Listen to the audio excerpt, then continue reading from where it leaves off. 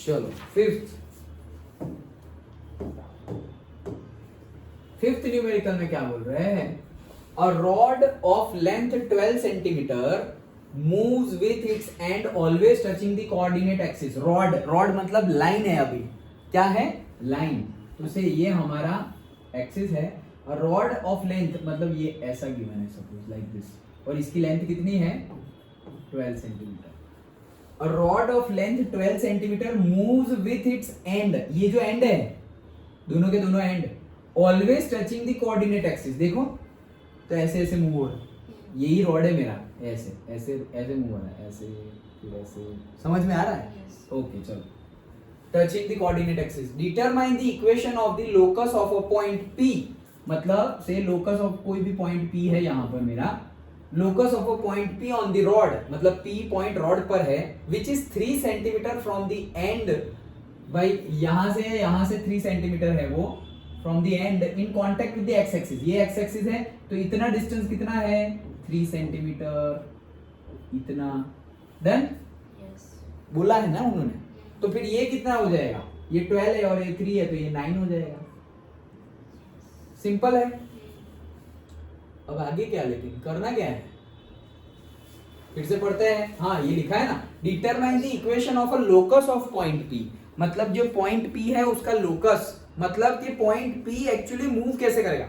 ये मूव कर रहा है ना, ये पूरा का पूरा रॉड मूव कर रहा है, तो पॉइंट P भी मूव करेगा। तो पॉइंट P कैसे मूव करेगा? पैराबोलिक वे में मूव करेगा, इलिप्टिकल वे में मूव करेगा, सर्कल में मूव करेगा। अगर ये पॉइंट P ऐसे मूव कर रहा है, मतलब ये रॉड मूव कर रहा है, उससे पॉइंट P ऐसे मूव कर रहा है, समझ में आया? तो पैराबोला बन जाएगा। डन। अगर ये पॉइंट P ऐसे घूम रहा है ऐसे, तो इलिप्स बन जाएगा, और अगर ये पॉइंट P ऐसे घूम रहा है तो सर्कल बन जाएगा। तो वही तो हमें पता करना है कि क्या बन जाएगा। डन। अच्छा चलो, तो इसके बेस पे एक एग्जांपल भी है। ओके, मुझे पता है बुक में एक एग्जांपल है, तो वो एग्जांपल तुम ट्राई करना। वो जो एग्जांपल में सॉल्व करते हैं वो मेथड सही है, बट मैं उससे भी शॉर्ट वाली मेथड बताता हूं। ओके, तो वो मेथड सही है, वैसे भी कर सकते हैं। मैं उससे भी इजी मेथड तुम्हें बताता हूं। क्या कि अगर मैं यहां से, ये पॉइंट P है ना, देखो मैंने 2 ट्राइंगल बना दिए, ये एक और ये एक, 2। देन 2 ट्राइंगल बनाए। अब 2 ट्राइंगल में देखो ये रॉड है और वो एक्स एक्सिस के साथ यहां पर कोई एंगल बना रहा है। सो से माय एंगल, ये है मेरा एंगल 1 और ये है मेरा एंगल 2। क्या ये दोनों एंगल सेम होंगे? ये मेरी लाइन है, ये मेरे रॉड है, ये एक एंगल है। अब यहां से मैं ऐसे कर रहा हूं, तो ये एंगल भी थीटा होगा या नहीं होगा? होगा ही ना, क्योंकि सेम ही तो एंगल है। डन। जैसे कि ये एक्सिस है और ये रॉड है, तो ये एंगल जो बनेगा, तो अगर ये हॉरिजॉन्टल है, वैसी हॉरिजॉन्टल लाइन में यहां ड्रॉ करूं तो वही सेम एंगल बनाएगा। डन। अच्छा, तो मतलब ये दोनों एंगल सेम हो जाएंगे। अगर ये दोनों एंगल सेम हो गए तो इसको मैं नेमिंग कर देता हूं। से ये A है, ये B है, ये तो P है ही, और ये Q है और ये R है। ABP PQR। डन। 2 ट्राइंगल मिल गए। अब देखो ये वाला एंगल, देखो ये वाला एंगल देखो 90 और ये भी 90, दोनों के दोनों 90 है। अगर 2 ट्राइंगल में 2 एंगल सेम हो गए, एक तो 90-90 है और दूसरा तो हमने देखा कि सेम ही है, तो अगर 2 एंगल सेम है तो थर्ड वाला तो वैसे भी सेम हो जाएगा। कैसे? एंगल सम प्रॉपर्टी, 180 डिग्री होगा टोटल 3 का सम। तो अगर 2 एंगल सेम है, एक में 90-60 और दूसरे में भी है 90-60, तो भाई इसका जो आएगा थर्ड वाला, इसका भी वही आएगा, सेम है। एंगल सम प्रॉपर्टी वो सब लिखना है तुम्हें, मैं तो समझा रहा हूं, वो सब लिखना है तुम्हें। तो तीनों 3 एंगल सेम है, मतलब क्या? Both triangles are similar triangles. Done. तो सिमिलर ट्राइंगल्स है, उसके लिए मैं तुम्हें बता रहा हूं कि ये जो रेड कलर वाला, दिस एंगल थीटा, ये एंगल थीटा, तो थीटा के लिए लिखते हैं हमारा इक्वेशन। तो थीटा के लिए इक्वेशन लिखे तो क्या लिखेंगे? देखो जैसे कि मैं यहां लिख रहा हूं, से क्या लिख सकता हूं? देखो मेरे पास क्या क्या है पहले वो तो देखो। कुछ और एडिशनल गिवन है क्या? 12 सेंटीमीटर गिवन है, अच्छा ठीक है, 3 सेंटीमीटर, और कुछ भी गिवन नहीं है। तो मेरे पास यहाँ पे हाइपोटेनियस है और मेरे पास यहाँ पर भी हाइपोटेनियस है। ओके,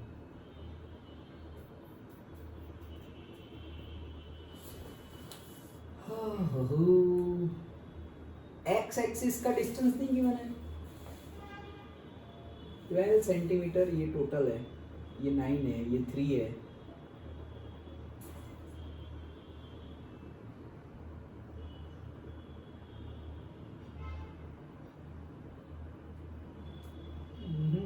चलो आगे तो बढ़ते हैं, देखेंगे जो होगा वो। ये पहला वाला एंगल लिखता हूं मैं, ट्राइंगल ले रहा हूं पी क्यू आर। डन। तो पी क्यू आर ट्राइंगल में अगर मैं निकालू क्या, साइन थीटा, क्या निकालू, साइन थीटा। ओके, तो साइन थीटा मेरा क्या आएगा, ऑपोजिट बाय हाइपोटेनियस। तो ये थीटा का ऑपोजिट क्या होगा, पी क्यू। हाइपोटेनियस क्या है, 3।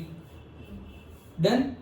अच्छा, अगर इसी के लिए मैं अगर cos थीटा लिखूं तो वो हो जाएगा Q R by 3। Done. Okay, अब ये वाला ट्राइंगल ले रहे हैं, ट्राइंगल ए बी पी। तो यहां पर cos थीटा क्या हो जाएगा, बी पी बाय 9 होगा ना, टोटल 12 है, ये 3 है तो ये 9 होगा। yes. अच्छा, बीपी बाई 9। और साइन थीटा क्या हो जाएगा, AB बाई 9। कहाँ गया साइन थीटा, हाँ sine theta opposite AB by 9, correct, AB by 9।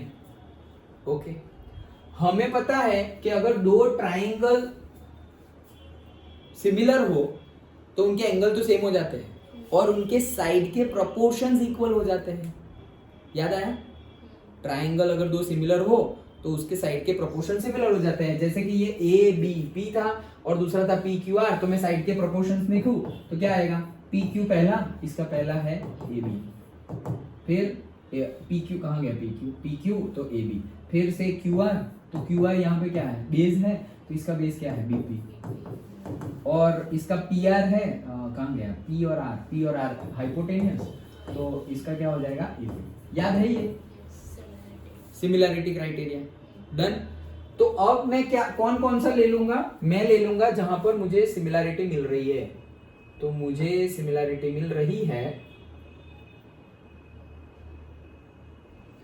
P Q यहां पर है और बीपी यहां पर है। अच्छा, और से यहां पर है क्यू आर और है ए बी। हाँ, तो कोई भी क्राइटेरिया ले सकते हो तुम, मतलब ये तो हमें पता ही है कि साइड रेशियो सेम होगा।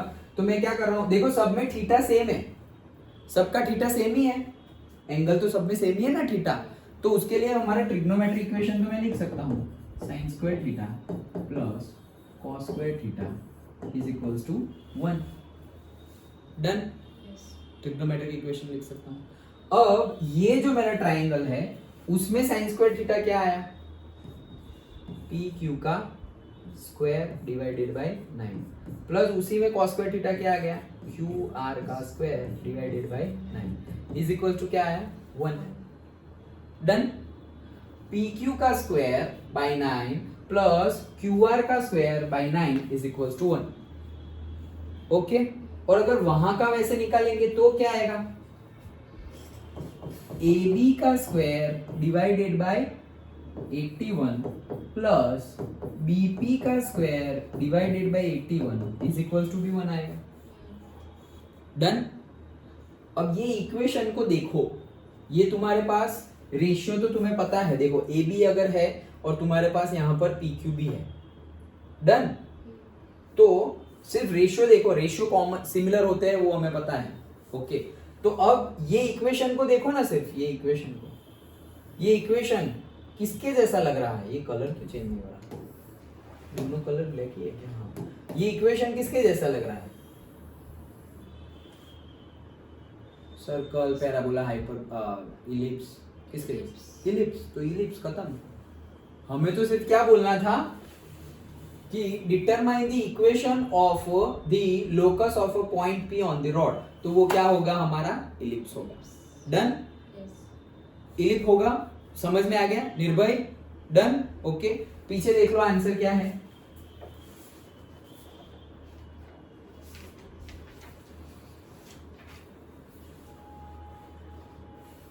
x square by 81 plus y square by 9 equal to 1.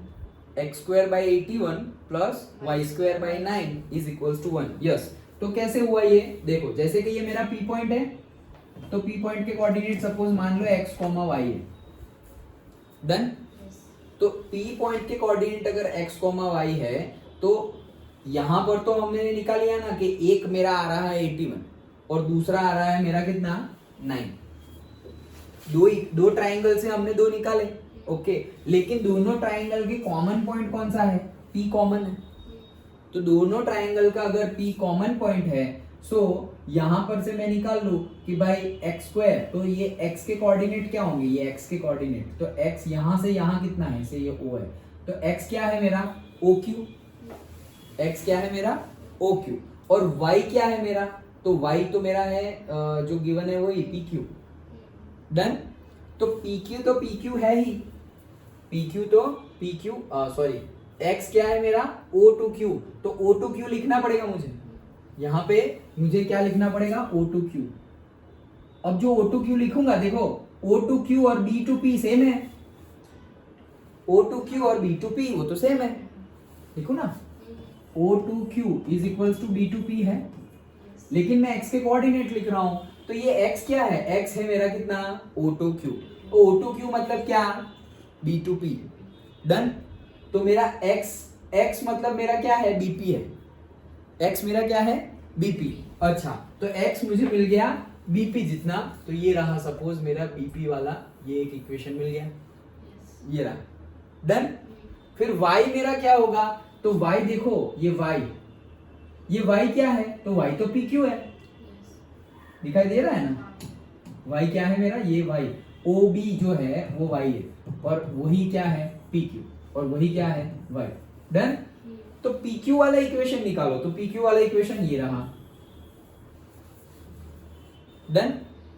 समझ में आया, पक्का, क्या बोल रहा हूं मैं, ये कैसे निकाला, P के कोऑर्डिनेट्स निकाले x, y, x क्या है, x है मेरा ये डिस्टेंस, तो ये डिस्टेंस कितना है, ये डिस्टेंस है OQ, लेकिन OQ और BP तो सेम है, तो मेरे पास ये जो 4 नंबर थे, 4 डेटा थे, उसमें से मैंने कौन सा उठाया, ये B OQ वाला उठाया, मतलब BP वाला उठाना पड़ेगा, तो BP वाला देखो यहाँ पे मेरे पास सिर्फ एक ही है, ये वाला, तो वो उठा लिया। अच्छा, फिर y कोऑर्डिनेट, तो y कोऑर्डिनेट क्या है मेरा P2Q, y कोऑर्डिनेट है मतलब O2B, तो O2B is equals to P2Q is equals to y, तो ये 4 में P2Q कहाँ है, तो देखो यहाँ पे ये रहा P2Q, डन।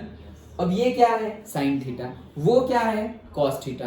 अगेन ट्रिग्नोमेट्री तो तुम लगा ही सकते हो, क्यों, क्योंकि थीटा सेम है, थीटा तो दोनों के लिए सेम है, तो तुम ट्रिग्नोमेट्री लगाओ, sine square theta plus cos square theta is equals to 1, तो वैल्यू पुट करोगे तो साइन स्क्वायर थीटा, तो यहाँ क्या आ जाएगा PQ का square divided by 9 plus cos square theta BP का square divided by 81 is equals to 1।